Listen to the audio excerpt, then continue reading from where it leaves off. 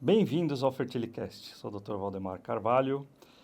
Estou trazendo para vocês este programa com a finalidade de que todos possam aprender um pouquinho sobre como que é a vida reprodutiva da mulher em todas as fases, desde a concepção, desde as primeiras ovulações, durante a gestação ou pós-gestação. E hoje eu tenho a felicidade de ter aqui comigo um especialista num assunto bem delicado e é o assunto que a gente vai abordar hoje no nosso programa, que é o aborto ou a perda gestacional recorrente, as falhas de implantação. E eu acho que não tem ninguém melhor do que o Dr. Carlos Marcondes para falar desse assunto.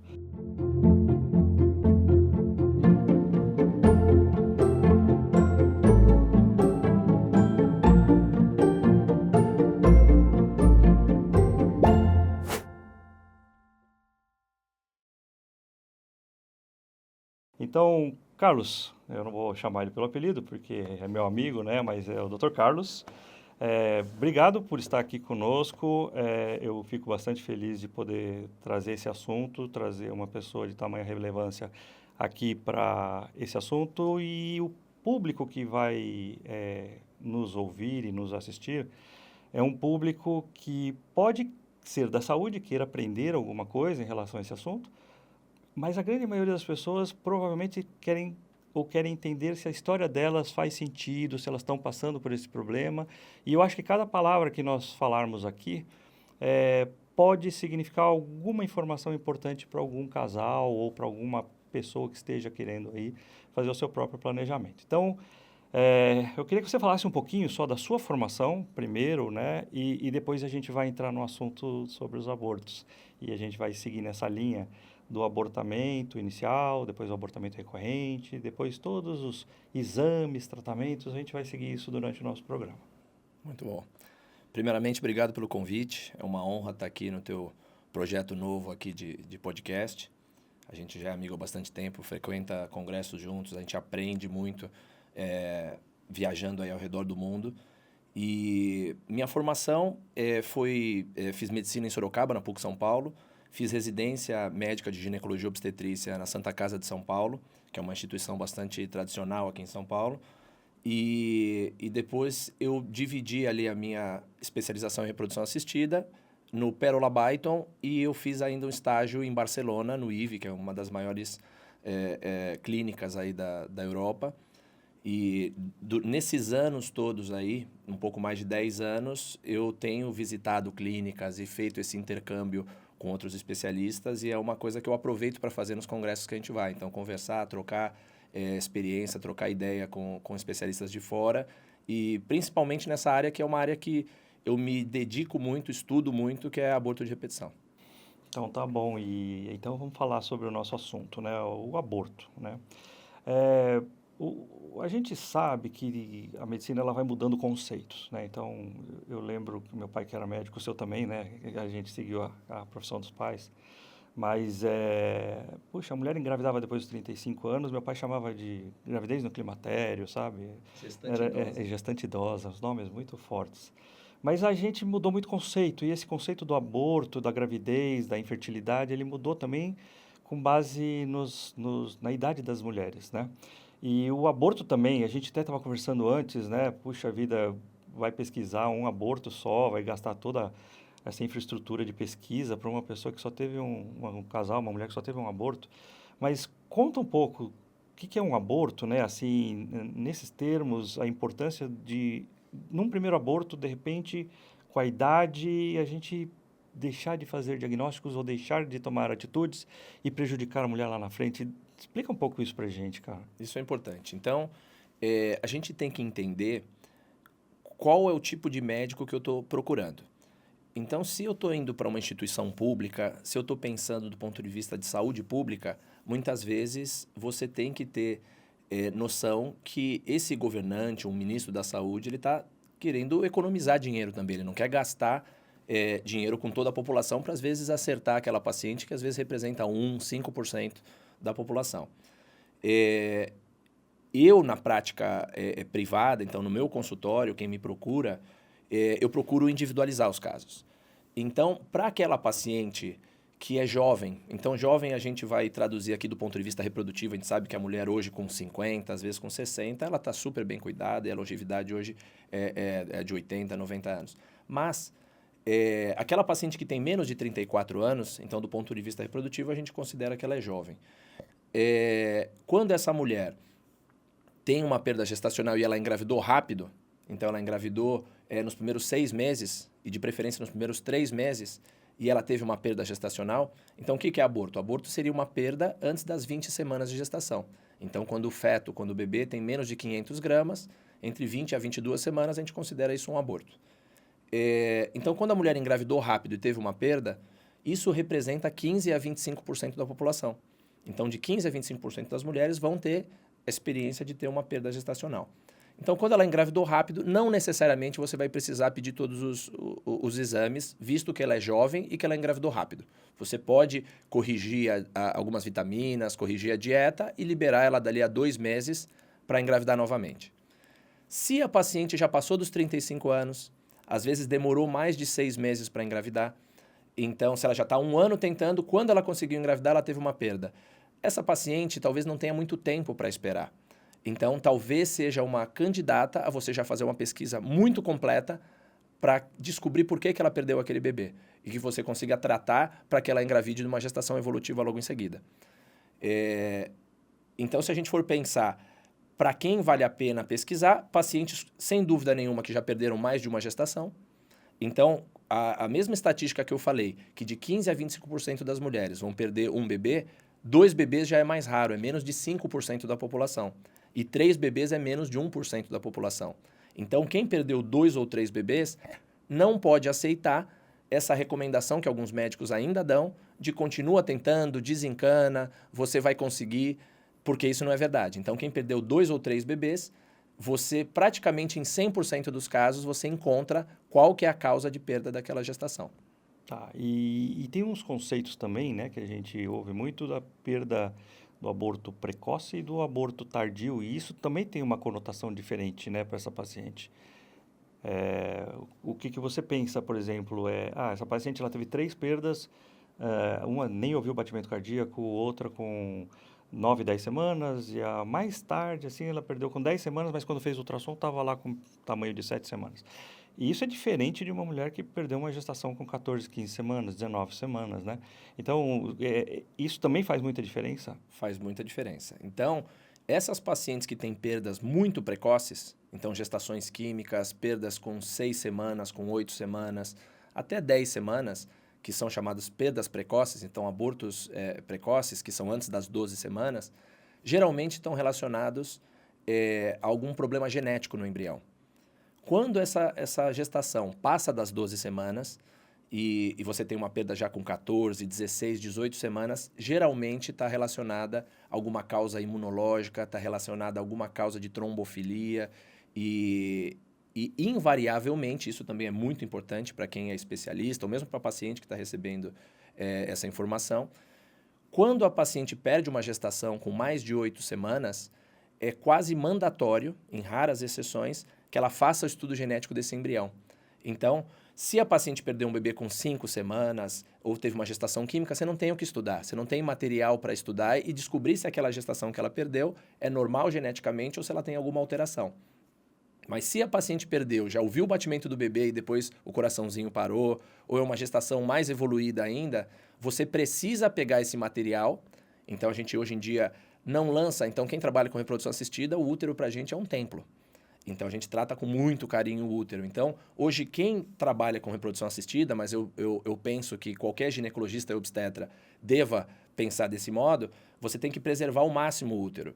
Então, a gente não faz mais curetagem. Então, antigamente, a gente fazia curetagem com aquela cureta romba, e hoje a gente tem um procedimento muito mais tranquilo, muito mais conservador para o útero, que é o AMIU, que é a aspiração manual intrauterina. Então, você consegue fazer uma pressão negativa, tirar todo o material de dentro da cavidade uterina e mandar isso intacto para análise genética. E daí ele vem com bastante assertividade. O que é aquele embrião? É um menino? É uma menina? Ele tem alguma alteração cromossômica? Porque veja quanto que isso é importante. Se a paciente teve uma perda lá com 8 semanas, 10 semanas, e eu descobri que esse bebê é normal geneticamente, o problema não era o embrião. o problema ou está no útero dela, ou está no organismo dela, ela tem algum problema imunológico, alguma trombofilia. Se eu estudo aquele embrião e ele tem uma alteração genética, uma trissomia, uma monossomia, e ele estava fadado a não evoluir, isso às vezes é a natureza que bloqueia a evolução daquele embrião que ia ter um problema no futuro. Então, se aquela síndrome era incompatível com a vida, ele vai parar.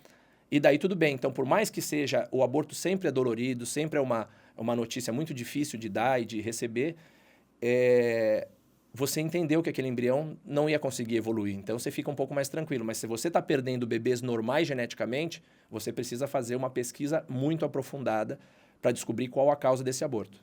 E se essa paciente chegou para o ginecologista dela, aconteceu essa situação, ela deve falar alguma coisa assim, doutor, eu queria fazer esse teste genético para eu saber o motivo da perda, e eu tenho alguma como eu posso falar, um método específico para fazer essa avaliação, porque a gente sabe que existe mais de uma avaliação, existe uma cultura e existe métodos mais avançados de PCR. Alguns deles são cobertos pelo plano de saúde, né? E outros não. Vale a pena investir, por exemplo, em fazer esse teste genético naquele material do aborto por PCR, por uma técnica por NGS, por uma técnica mais avançada? Ou você acha que, por exemplo, o primeiro aborto, naquelas condições que você citou, não, colhe e faz o do plano de saúde mesmo, ali que ele cobre, que é uma cultura, né, do material, que eventualmente pode ter falha, né? Mas você acha que para um primeiro aborto tranquilo fazer dessa forma? Qual que é a sua visão? Porque as pacientes às vezes chegam lá e quando é oferecido para ela, ela está tão sofrida e ela às vezes ela não sabe raciocinar sobre isso. E aqui eu acho que a gente pode dar essa luz para elas. Então, eu divido desse mesmo modo, Valdemar. Se a paciente é jovem, tem 30 anos, engravidou na primeira vez que tentou engravidar e perdeu, muitas vezes eu deixo ela eliminar naturalmente, nem sugiro que tire nada. E algumas vezes, se eu achar que vale a pena mandar para análise, pode até ser esse do convênio. Mas eu acho que conforme a tecnologia vai tendo mais assertividade, você vai conseguindo tirar um pouco, diferenciar o que é material materno, né? Porque muitas dessas culturas vai aparecer que é uma menina normal geneticamente, mas muitas vezes esse 46XX, que é uma menina normal geneticamente, era o material da mãe. Então, ele coloca ali na observação que não pode ser excluído, que aquilo ali é contaminação de material da mãe. E essas tecnologias mais novas, você consegue diferenciar o que é material da mãe e o que é o embrião. E é importantíssimo isso. Então, quanto mais específico é o caso da paciente, então ela já está mais velha, já passou dos 35 anos, demorou para engravidar, já está no segundo, no terceiro aborto, independente da idade, então se ela já está no segundo ou terceiro aborto, vale a pena ela gastar um pouco mais para descobrir o que é esse embrião. Então, entender que isso é um divisor de águas. Você ficar cego, sem saber que aquele embrião que você perdeu é normal, tem alteração, qual vai ser o tipo de tratamento a ser feito, qual o exame que você vai valorizar mais, eu acho que não vale a pena. Então, na verdade, juntando essas informações para o futuro dela, ainda mais se ela tiver as perdas gestacionais recorrentes, né, os abortos recorrentes, que é o que a gente vai falar agora, o próximo tema, essa informação vai ser bastante importante. Muito importante. Então, às vezes os guidelines, né, que são os manuais das sociedades internacionais, não citam muito isso porque eles sempre pensam do ponto de vista populacional. Mas se aquela paciente que está na sua frente, você explicar a importância disso, mesmo que ela tenha que gastar um valor particular, que para algumas pessoas pode ser um pouco alto, ela entendendo essa importância, ela vai, normalmente ela acata e faz o exame que é indicado. Tá, então aí a gente vai mudar um pouco esse cenário, pensando nessa paciente que ela começou a perder repetidamente as gestações e ela chegou no seu consultório. Como que você vai abordar essa paciente para a mulher que já perdeu 2 ou 3 gestações, já está lá para cima dos 37 anos, o tempo é importante, a ansiedade, toda a parte emocional. Me conta um pouco, dentro da rotina, como você recebe essa paciente no consultório, como que você vai dar as orientações, exames e vamos em frente nessa parte aí. É isso, legal. Isso é meu dia a dia. Então, praticamente todos os dias eu recebo gente de todos os lugares do Brasil. Faço, às vezes, consultas online com pacientes de fora do país. Já fiz muitos tratamentos, então, talvez quase uma centena de tratamentos de pacientes de fora do país. E quando elas me trazem que já perderam 2, 3, 4... E eu acabei de contar, tem uma paciente que eu vou fazer o parto dela semana que vem, ela teve 7 perdas. Ela é de Minas Gerais, veio para fazer essa pesquisa e agora está grávida com uma gestação evolutiva. Já tive paciente com 12 abortos. E daí, quando me procurou, conseguiu uma gestação evolutiva. Então, a primeira coisa que eu falo, além de eu acolhê-la e entender que o caso dela está insegura, ela já passou em diversos médicos, então por que esse 4º, 5º, 10º médico que eu passo, ele vai me ajudar? Então, eu explico que realmente, se a gente investir nessa pesquisa das causas de aborto dela e descobrir o que está acontecendo, quando a gente descobre e trata essa causa, a chance é quase 100% dela trazer um bebê para casa. Então, quando ela recebe essa informação, a maioria das pacientes que me procuram fazem um diagnóstico do que tem, tratam e levam um bebê saudável para casa. Daí ela pega um pouco de confiança. Normalmente, ela faz os exames que são pedidos. Então, é comum alguns médicos queixarem que quando você solicita os pedidos de trombofilia, alguma esteroscopia específica com biópsia de endométrio, quando você pede algum exame que às vezes o convênio não cobre, a paciente volta no consultório e fala, colhi só os do convênio. E no meu consultório isso não acontece. Então, é raro acontecer. E quando eu explico a importância, eu já sei que o argumento dela, então eu já dou o contra-argumento antes. Então eu falo, esses exames o convênio não vai cobrir, tem alguns laboratórios que são específicos e especializados para colher esses exames, às vezes sugiro onde fazer, e praticamente 100% das pacientes voltam com os exames. E é muito raro, para não falar impossível, que a paciente que já teve 2, 3, 4 abortos não volte com alguma alteração. Então, praticamente 100% das pacientes que já tiveram 2, 3, 4 abortos, não é normal perder 3, 4 bebês, elas voltam com alguma alteração e quando tratar dessa alteração, a gestação quase que magicamente vai em frente. Muito bom, muito bom. Então, olha, vocês conseguem entender a importância de um médico especialista. Por que eu estou contando isso? Porque existem em outras áreas também médicos também lidam com a parte de perda gestacional, que a gente, entre aspas, fala que são os obstetras, né? Mas, na verdade, é uma mistura. O obstetra, nós também somos obstetras, né? Também temos que lidar com a gestação inicial e fazer todo esse percurso. Mas um bom diagnóstico vai levar a um bom tratamento e vai levar, normalmente, ao sucesso. O que é difícil para a gente entender, muitas vezes, é saber lidar com toda essa gama de exames que são pedidos e são solicitados, né?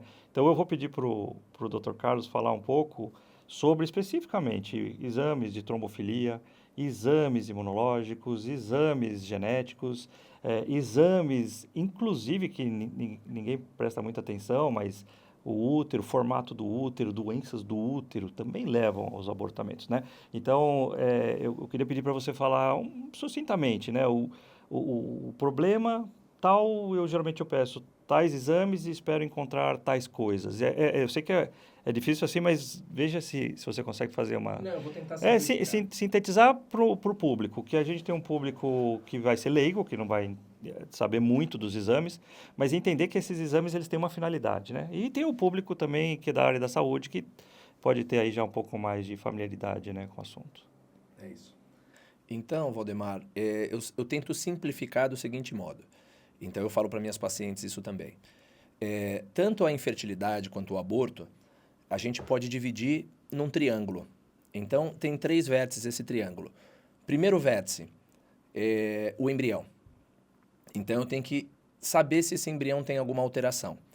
E, por isso, a importância de fazer aquela pesquisa se a paciente teve um aborto. Então, se ela teve um aborto com mais de 6 semanas e você tem embrião ali, você deveria fazer o estudo genético naqueles casos que eu falei. Então, de pacientes mais velhas, que já tiveram mais de uma perda.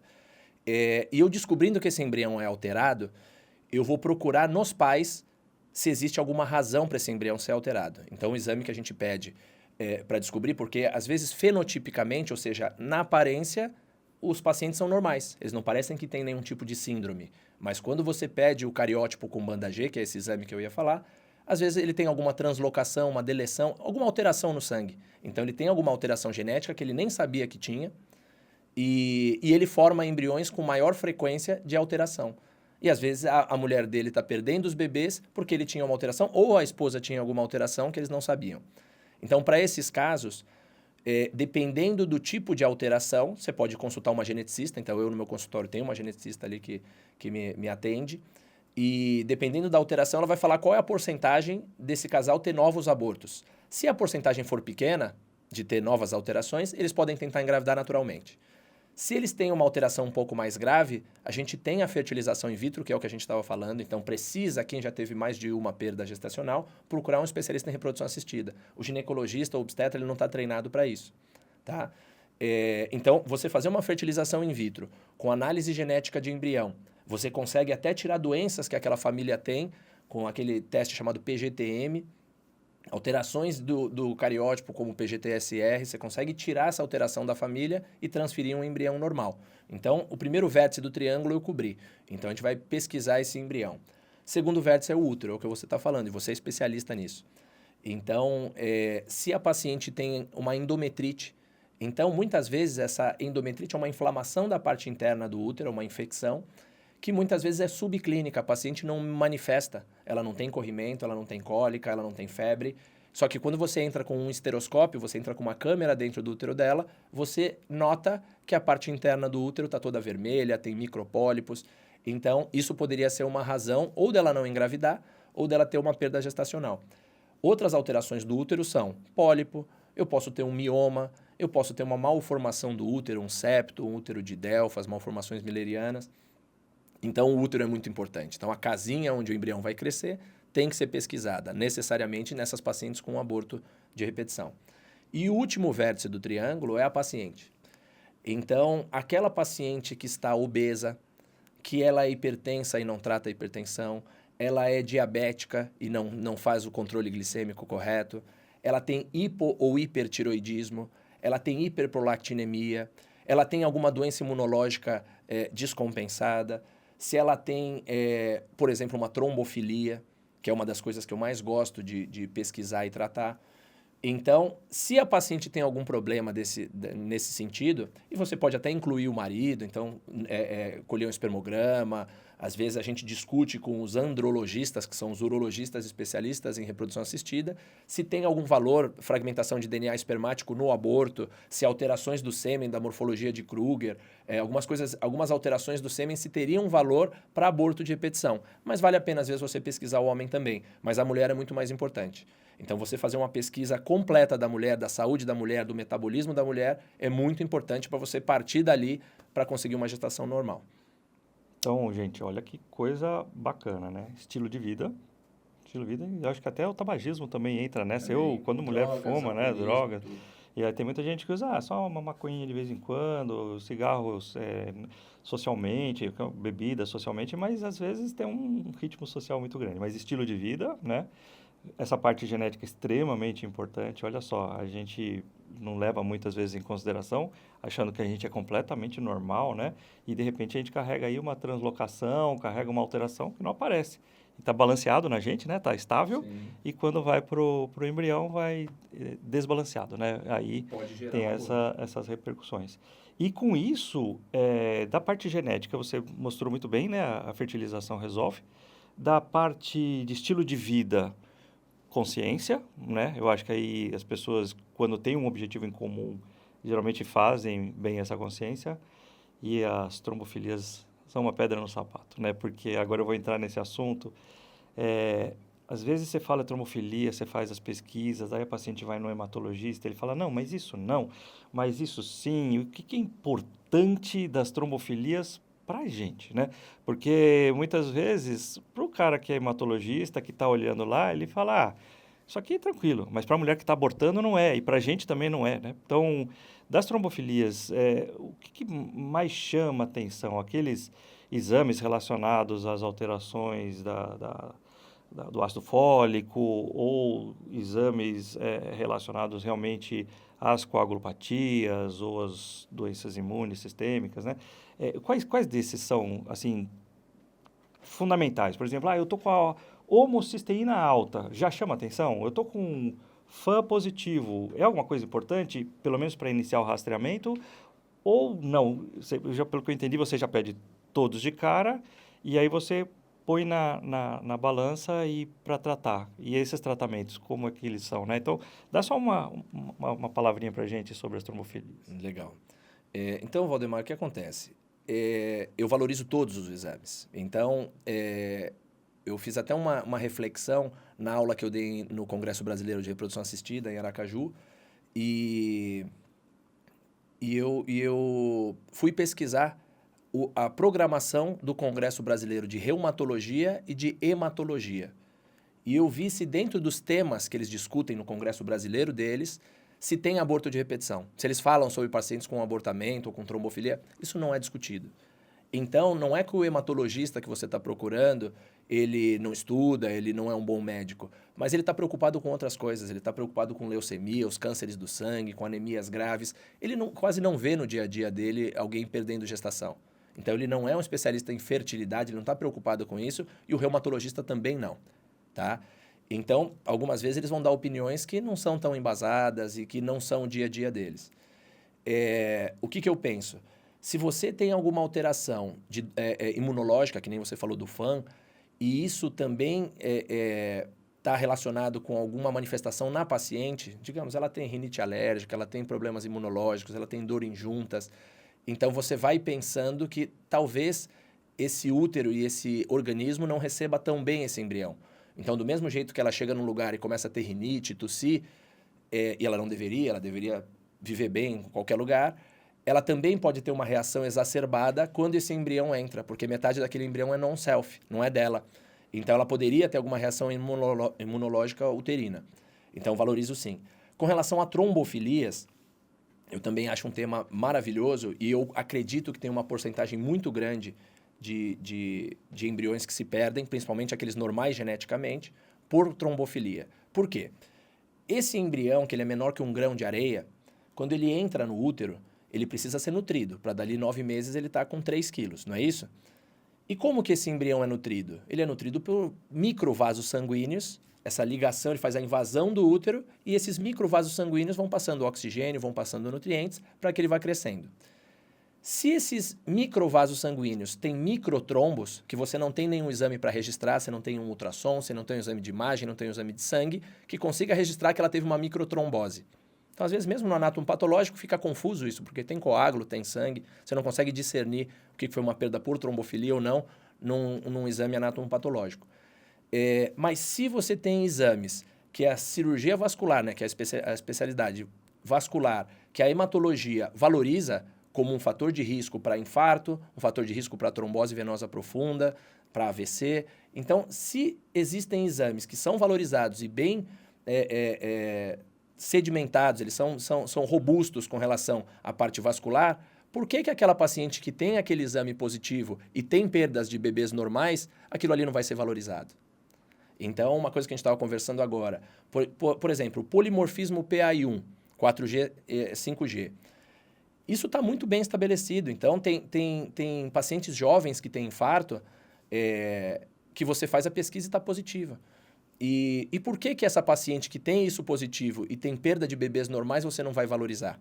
Então, tem trabalhos científicos mostrando que isso deveria fazer parte da pesquisa básica de que tem aborto de repetição.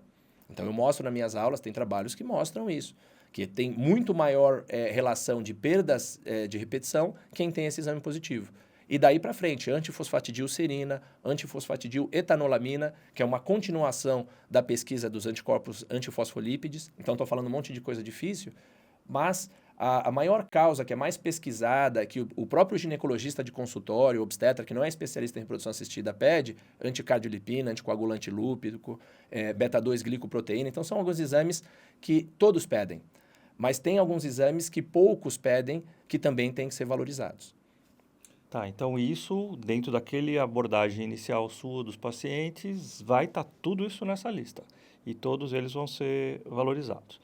Então, o que a gente está entendendo, a importância dessa pesquisa, porque mesmo, às vezes, fazendo todas essas pesquisas, mesmo a gente tendo aí um diagnóstico, quando a gente dá uma decisão de ir para um tratamento e a paciente ela já não consegue mais engravidar ou ela está precisando fazer uma fertilização in vitro, às vezes esse embrião também não gruda, né? E você acabou explicando até bastante detalhadamente esse mecanismo.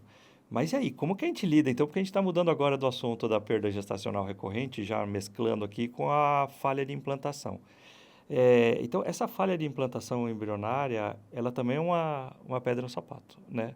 Porque às vezes você não vai ter nenhum desses exames positivos, né? E você tem uma causa, talvez até uma causa normal, sei lá, uma tuba uterina obstruída, né? E essa mulher, você coloca o embrião lá e não gruda, cara. Eu vou te dizer que, para mim, dá desespero, né? E eu acho que para todo mundo, para o paciente, imagina só. Como que a gente lida com essa situação da falha de implantação? A gente já viu, se tem exames alterados, a nossa chance é enorme de conseguir essa gravidez, mesmo fazendo uma fertilização.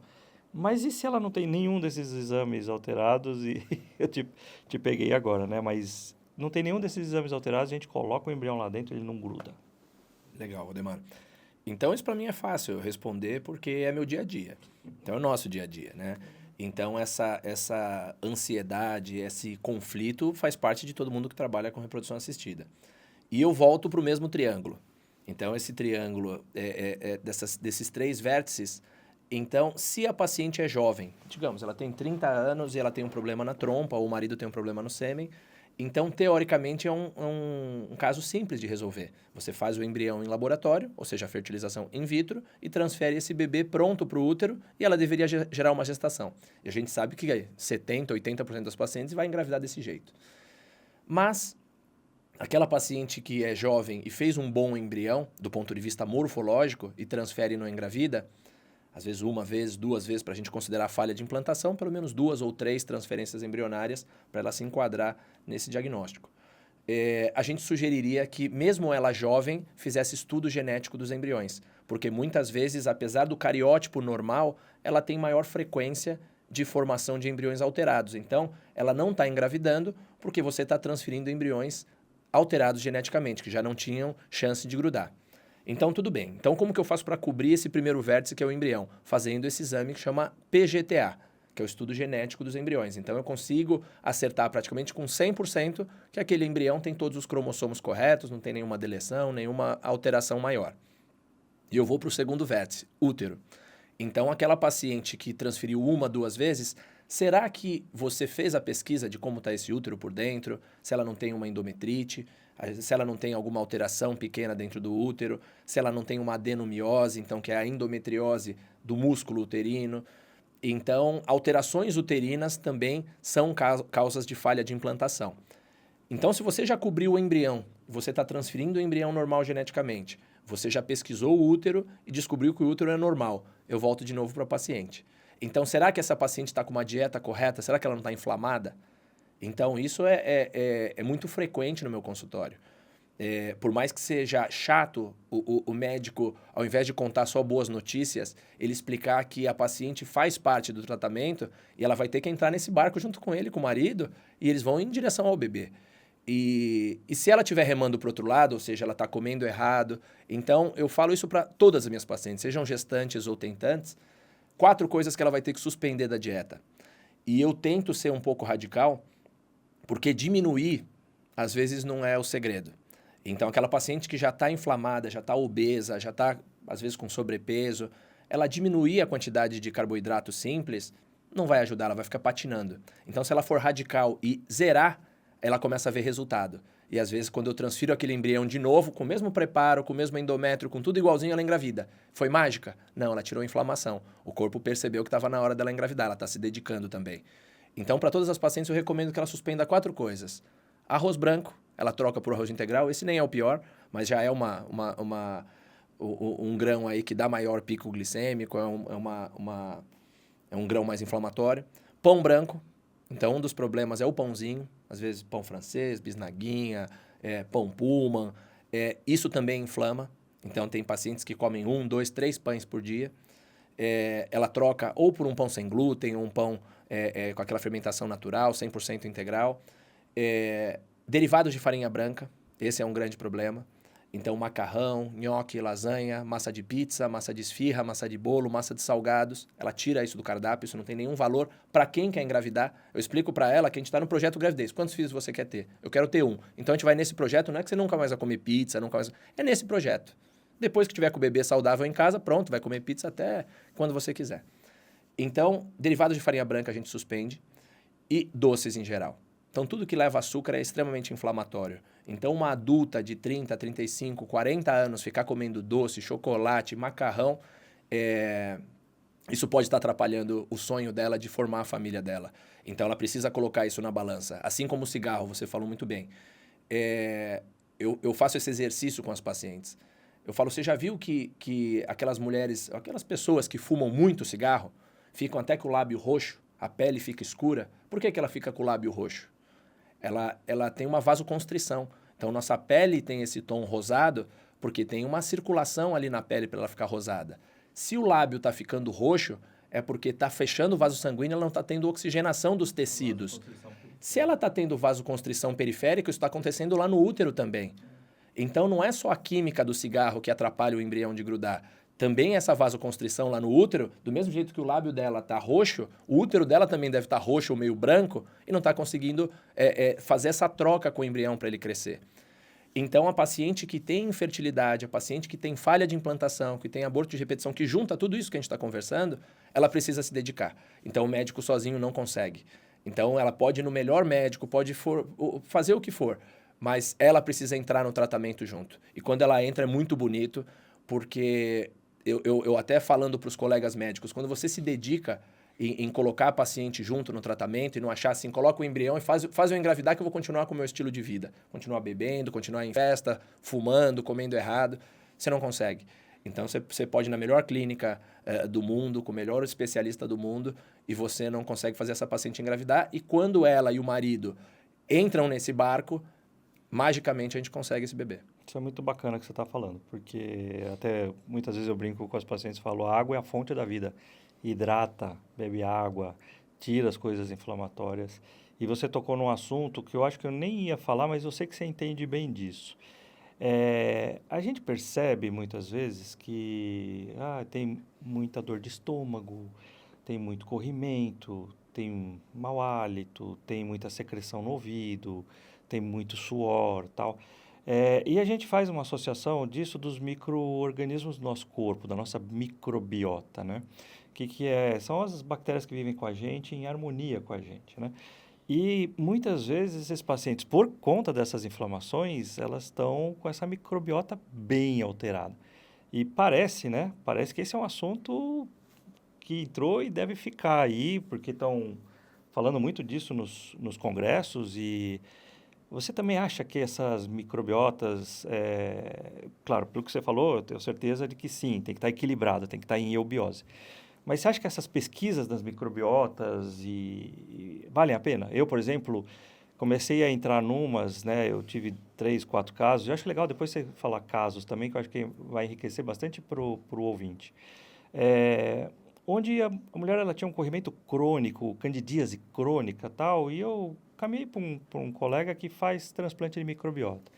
Cara, inacreditavelmente o negócio ficou maravilhoso. Você vai falar, Valdemar, você fez isso com base científica? Eu falei, não fiz com base científica. Eu fiz isso com base no desespero daquela mulher que tá lá com a coisa inflamada, ardida, né? E tá doendo e quem tem ali sabe que não é fácil. E melhorou muito, né? Porque candidíase crônica é uma coisa muito chata. Só que esse mesmo sistema de desbiose também interfere muito na implantação embrionária, né? Então, você se preocupa muito, assim, por exemplo, em dar também, além do mudança no estilo, alimentação, todo esse projeto, dar probióticos, pré-bióticos, ou tomar alguma atitude, alguma situação que você acha que isso pode ser valorizado, cara? Eu acho o seguinte, tem diversas pesquisas com isso, a gente tinha inclusive um teste que era chamado endometril, então você tinha 3 testes na mesma biópsia que você fazia, e inclusive um deles, que é o teste chamado ERA, caiu por terra. Hoje não tem nenhum especialista que usa e às vezes quem está usando está mal informado. Então a gente usou durante muitos anos, talvez mais de 5 anos, quase 10 anos, e quando os trabalhos científicos foram se tornando mais robustos, a gente viu que isso não tinha tanta relevância. E tem o teste chamado EMA, que você também consegue isolar os micro-organismos de dentro do útero. E também a relevância dele também não tem se provado. Eu acredito assim, eu uso probióticos, lactobacilos, para pacientes que têm problemas intestinais ou que têm esses problemas de secreção, de corrimento vaginal. Então, para casos específicos, mas eu realmente não acho que é aí que está o problema. Eu acho que para algumas pacientes pode ser, mas eu não abordo isso com todas as pacientes. Não é nem parte do rol de suplementos que eu passo para todo mundo dar probiótico. Se a paciente tem intestino que funciona bem, não tem queixa, flora vaginal é normal, não tem queixa por aí, eu normalmente não valorizo tanto, não. Porque você está pensando no inflamatório dela, você já tratando o inflamatório dela, provavelmente... Já vou ajudar toda a parte microbiológica. Isso é uma coisa extremamente importante mesmo, porque eu já recebi pacientes, aí a gente vai começar a contar casos aí, né? Mas eu tive uma paciente que ela pegou a informação de que se ela comesse inhame, né, aipim, mandioca, seria ótimo para ela engravidar. E a mulher comeu todo dia, você imagina como ficou a barriga dela, né? Eu falei, você é louca, você comeu tudo isso daí, isso vai explodir, né? Não pode, isso dá gases. E tem pacientes que comem abacaxi todo dia, tem paciente que vai e tal, por causa das crendices ou das informações. Mas eu acho que ficou muito claro com a sua fala que não é isso, é o equilíbrio. É tirar os agentes inflamatórios do organismo, é se cuidar, é atividade física, hidratar, né? Eu acho que essa lição de casa é muito boa. Mas eu acho que, às vezes, a gente exemplificando com alguns casos, a gente traz essas informações mais detalhadas. Então, por exemplo, você já pegou alguma paciente com uma endometriose severa, que chegou até para, às vezes, com 1 ou 2 cirurgias prévias, tal, né? E isso é um assunto que depois a gente pode falar em outros podcasts, né, da perda da reserva ovariana, mas a endometriose é um processo inflamatório absurdo, né? E você com essa mudança de estilo de vida, você já teve casos, ou você pode citar alguns casos, que nem precisava operar de novo, mudou o estilo de vida, melhorou, você tem isso assim no seu banco de... Tenho isso muito claro para mim. Tanto que isso já é uma recomendação. Quem trabalha com endometriose, mesmo que seja um especialista em videolaparoscopia, seja um cirurgião de endometriose, ele não faça a parte de fertilização in vitro, já é uma primeira recomendação que corrige a dieta. Então, aquela dieta anti-inflamatória, você evitar esses carboidratos que eu falei, você comer mais salada, aquela dieta do Mediterrâneo, comer castanhas, comer carnes brancas, frescas, isso já vai diminuir essa inflamação e vai diminuir, às vezes, a cólica, melhora essa endometriose e, sem dúvida nenhuma, melhora a chance dela engravidar e da fertilidade dela. E eu tenho dezenas de casos de pacientes que chegaram com indicação de cirurgia e, eu passei no médico e muitas vezes é um médico que só faz a parte de endometriose, não faz a parte de fertilização in vitro. E ele indica a cirurgia e eu falo, vamos tentar só corrigir isso aqui e eu tentar te monitorar. Ou às vezes indicar mesmo uma fertilização in vitro para aquelas pacientes que têm indicação e a paciente engravida. Então, hoje a gente tem visto o mundo caminhando mais para esses tratamentos mais conservadores, como a fertilização in vitro, para aquela paciente que quer engravidar. Então, hoje a gente sabe que é mais benéfico para aquela paciente que está há 1, 2 anos tentando engravidar. Tem endometriose também, mas tem infertilidade. É mais benéfico que ela faça a fertilização in vitro, engravide. Durante a gravidez ela não vai menstruar, então geralmente os focos de endometriose ficam em repouso, muitas vezes eles até regridem. Então, assim, a cirurgia fica como uma última opção. Então, os casos de cirurgia são para esses casos de falha de implantação e a única razão que você tem para esse embrião não estar grudando pode ser endometriose. Então, depois de 2, 3 transferências, indicar a cirurgia.